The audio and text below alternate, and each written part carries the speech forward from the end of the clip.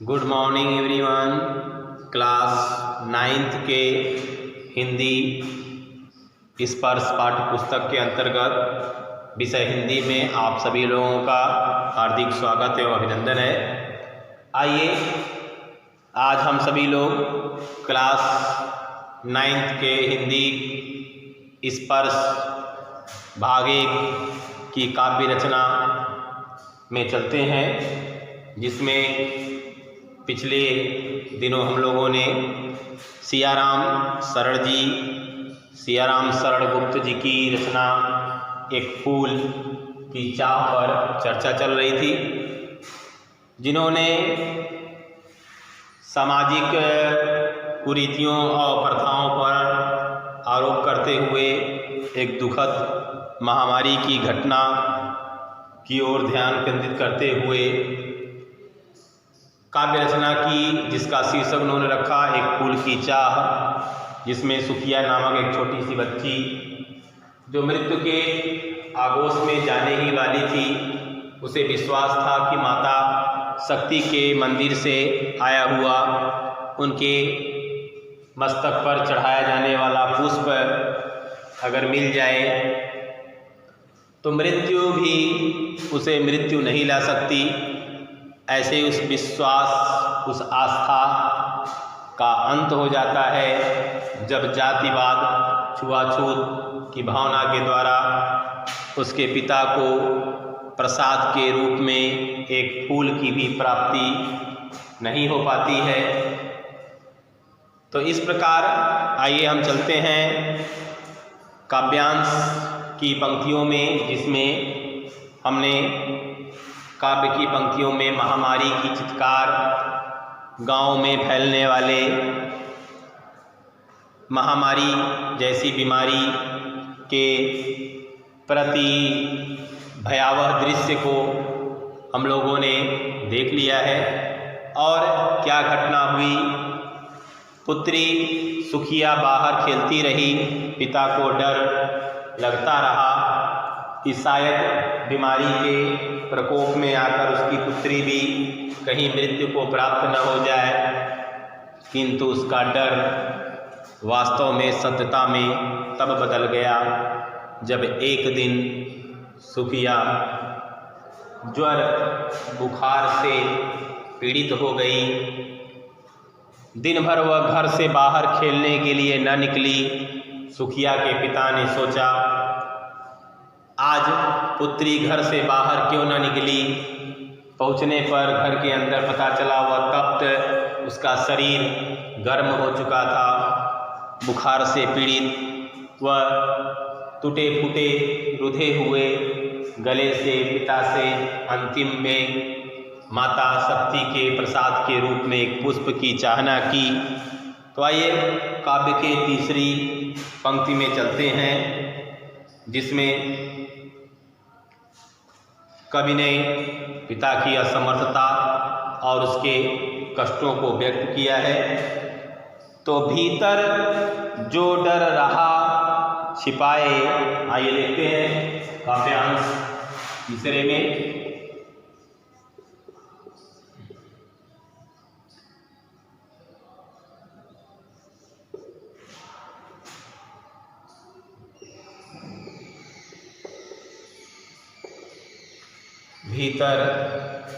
भीतर जो डर रहा छिपाए, हाय वही बाहर आया।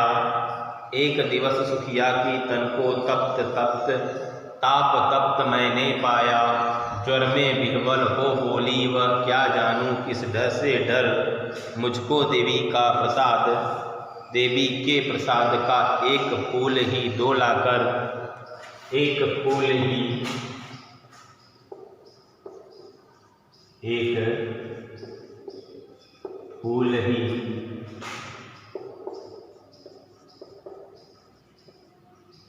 दो लाकर।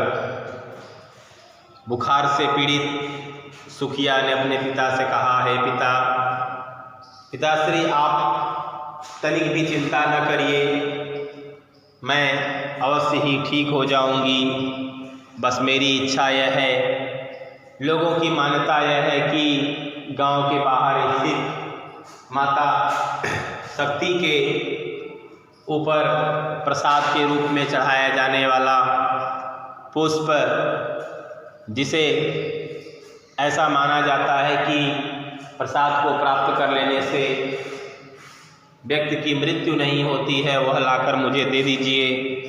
किंतु घटना क्या हुई, आगे आके देखते हैं। क्रमशः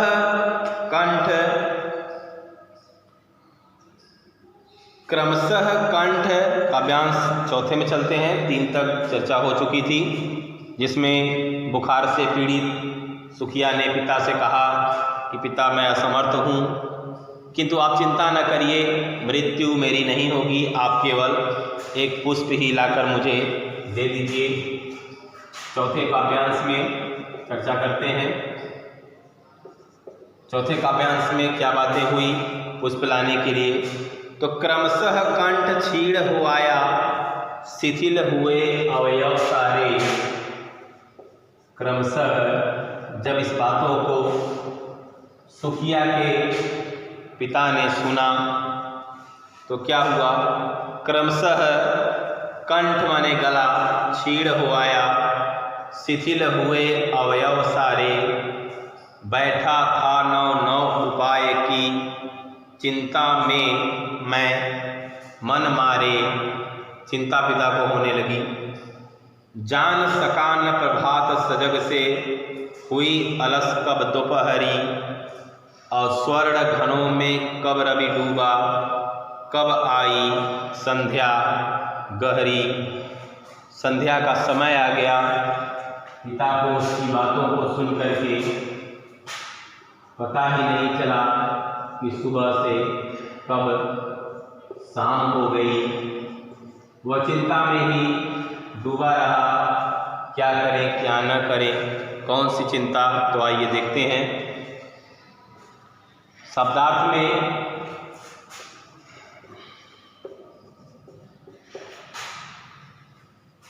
क्या था पंक्ति, क्रमशः कंठ क्षीण हुआया। क्रमशः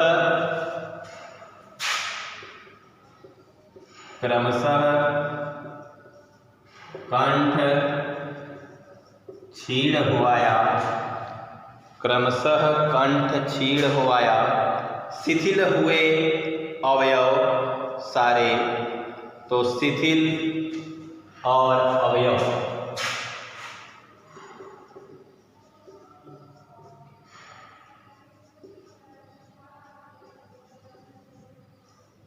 शिथिल और अवयव,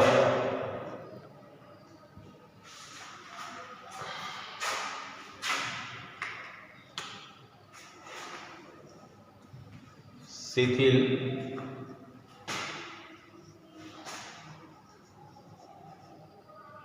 अवयव, शिथिल हुए अवयव सारे। बैठा था नौ उपाय की, नौ उपाय की, चिंता में मन मारे। नौ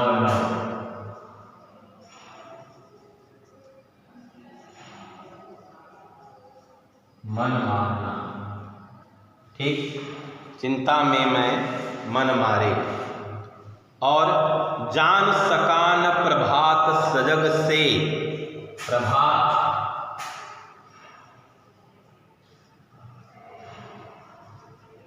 सजग, प्रभात और सजग। जान सका न प्रभात सजग से, हुई अलस कब दोपहरी। अलस और दोपहरी, अलस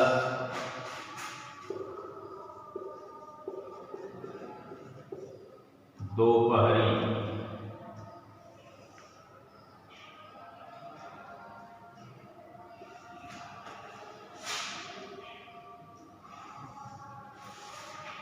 और क्या शब्द था, स्वर्ण घनों में, स्वर्ण घनों में कब रवि डूबा और कब आई संध्या गहरी। स्वर्ण घनों में कब रवि डूबा, कब आई संध्या गहरी।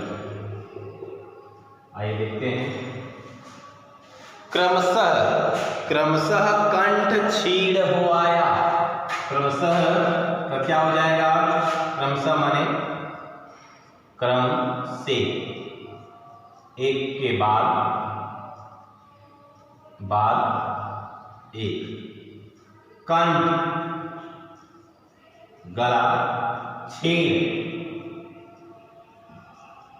रूधा या भीगा हुआ, दुख माने दुख से दबा हुआ, आवाज न निकलने वाला, रुधा या भीगा हुआ।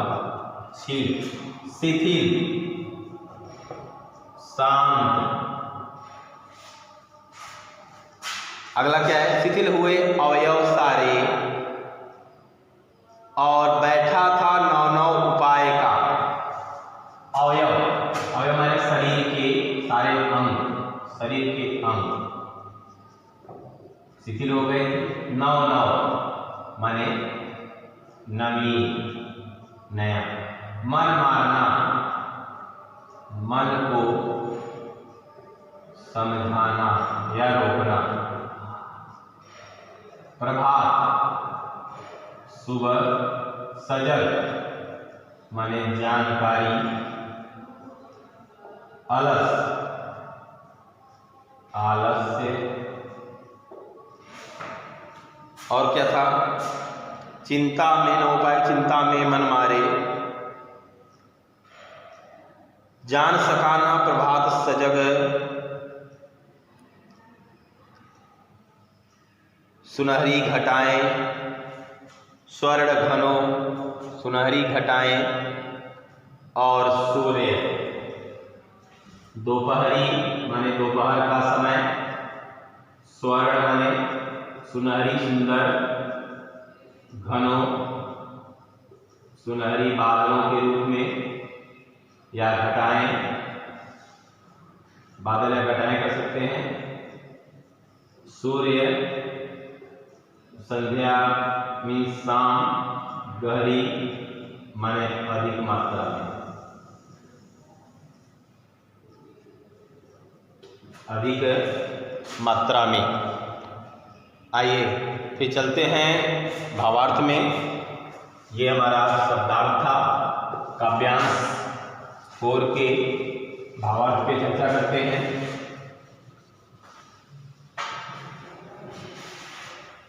ये राइट कर लीजिए। आइए चलते हैं फिर काव्यांश 4 के भावार्थ में।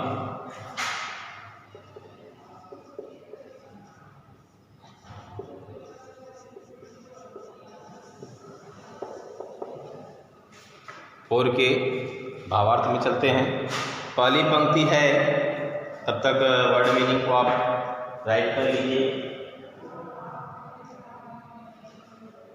पहली पंक्ति है, क्रमशः कंठ छीड़ हो आया। जब सुखिया के पिता को सुखिया ने कहा है, पिताश्री आप चिंता न करिए, मेरी मृत्यु न होगी। लोगों का ऐसा मानना है कि माता के प्रसाद को प्राप्त कर लेने से मृत्यु नहीं होती। तो आप जाइए मंदिर से किसी तरह प्रयास करके माता के मस्तक पर चढ़ने वाला एक पुष्प जिसे प्रसाद माना जाता है, ले आकर मुझे दे दीजिए। मेरी यही अंतिम इच्छा है। तो चलिए देखते हैं अगले पंक्ति में। क्रमशः कंठ छीड़ हो आया। जब सुखिया के पिता ने यह बातें सुनी तो क्या हुआ?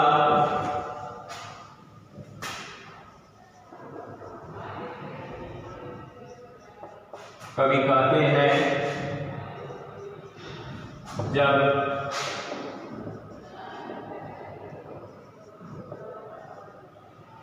सुखिया के पिता ने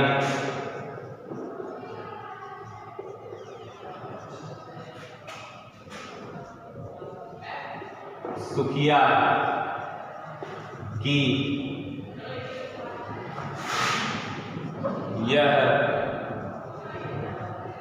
फूल वाली इच्छा को सुना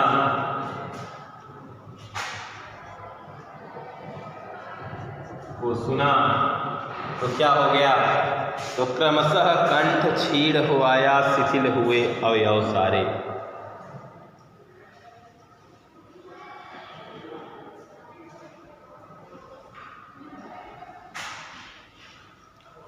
क्रमशः कंठ क्षीण हो आया, शिथिल हुए अवयव सारे। जब ऐसी बातों को सुना तो सुखिया के पिता ने महसूस किया कि उसकी आवाज़ धीरे धीरे कम हो रही है। तो सुखिया के पिता ने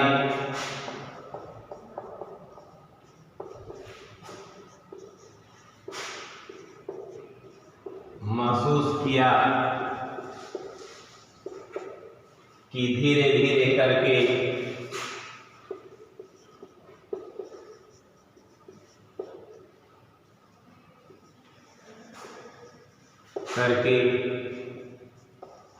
महामारी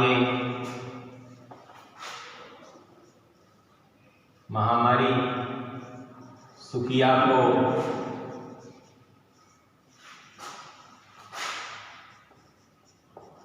अपने चपेट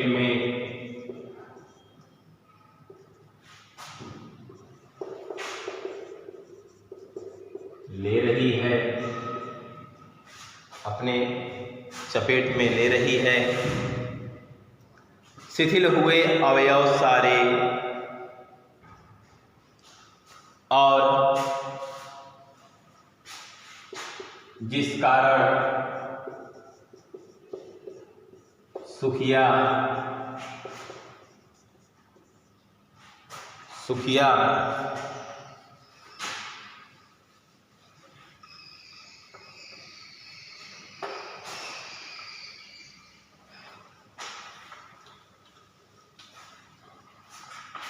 का शरीर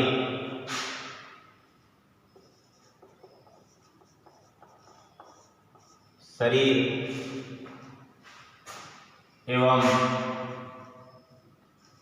प्रत्येक अंग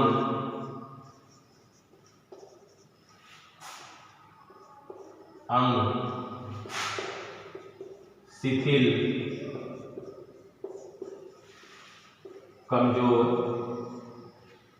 कमजोर होते जा रहे हैं।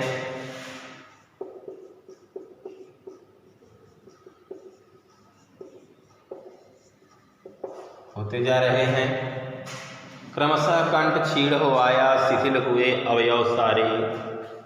बैठा था नौ नौ उपाय की चिंता में मैं मन मारे। कवि कहते हैं आगे, सुखिया का पिता अपनी पुत्री की इस दशा को देखकर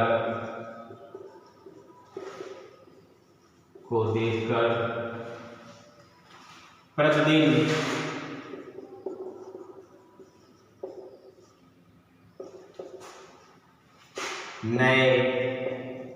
नए उपायों को खोजकर करता रहा। शायद यह उपाय दवा सुखिया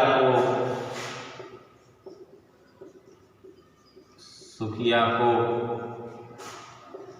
बचा ले, ऐसा अपने मन को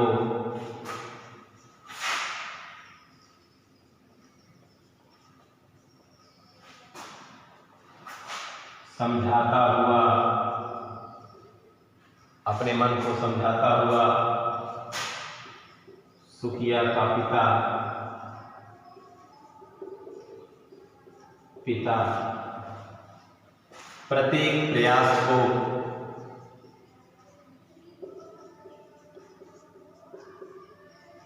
प्रयासों को करता रहता था। बैठा था नौ उपाय की चिंता में मन मारे। निरंतर वह चिंता में डूबा रहता था कि नए नए कार्यों के द्वारा क्या क्या ऐसे कार्य किए जाएं जिससे सुखिया को इस बीमारी से बचाया जा सके। किस प्रकार सुखिया के जीवन को बचाया जा सके, बार बार वो प्रयास करता रहा। अगली पंक्ति में फिर बताते हैं, जान सका न प्रभात सजग से हुई अलस कब दोपहरी। इस प्रकार चिंता में डूबा हुआ सुखिया का पिता सुखिया के पास बैठा बैठा सोचता ही रहता था किस प्रकार अपनी पुत्री को बचाया जाए, किस प्रकार उसके प्राणों की रक्षा की जाए, कैसे उसके जीवन को बचाया जा सके, किस प्रकार उसे इस बीमारी से बचाकर उसके जीवन की रक्षा की जा सके। तो जान सका न प्रभात सजग से, सोचता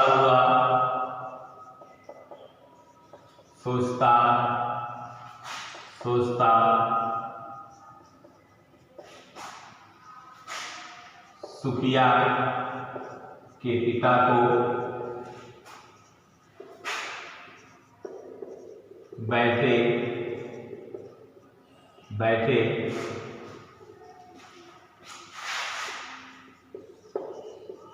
मालूम ही नहीं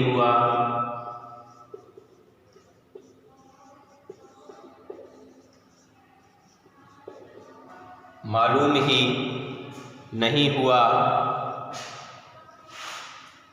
जान सका न प्रभात सजग से हुई अलस कब दोपहरी। कब सुबह हो गया, कब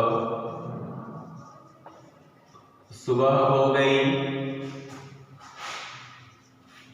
कब लोगों का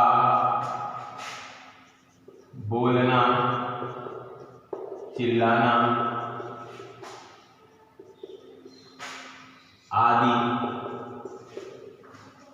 आदि प्रारंभ हो गया।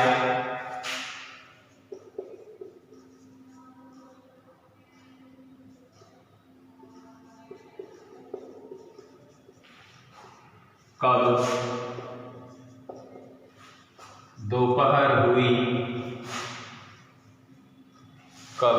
दोपहर हुई, कोई अलस कब दोपहरी। कब दिन ढलने लगा, कब दोपहर का समय आया। स्वर्ण घनों में कब रवि डूबा, कब आई संध्या गहरी। कब दोपहर हुई, कब दोपहर के समाप्त होने पर सूर्य सुनहरी किरणों से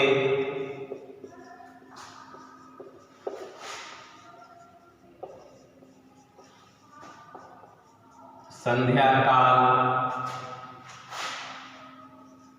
को प्रारंभ कर दिया और कब इस सुनहरी वातावरण ने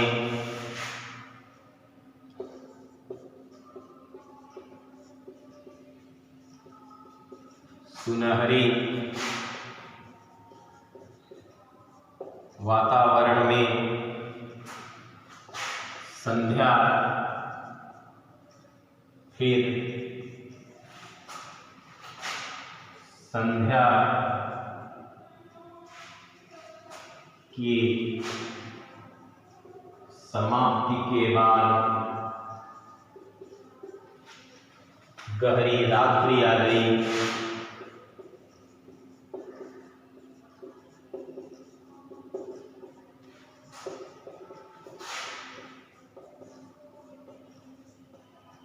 गहरी रात्रि आ गई। इस प्रकार चिंता में डूबा हुआ सुखिया के पिता को पता ही नहीं चलता कब सुबह हुई, कब दोपहर हुई, कब शाम हुई और कब रात्रि हो गई। सुखिया के पिता दिन रात अपनी बेटी की चिंता में, उसके दुखों में डूबा रहता है, उसे हर प्रकार बचाने का प्रयास करता है, किंतु आगे क्या होता है इसकी चर्चा हम दूसरे दिन अगले अपने हिंदी क्लास में करेंगे। तब तक के लिए धन्यवाद। आपका दिन शुभ हो।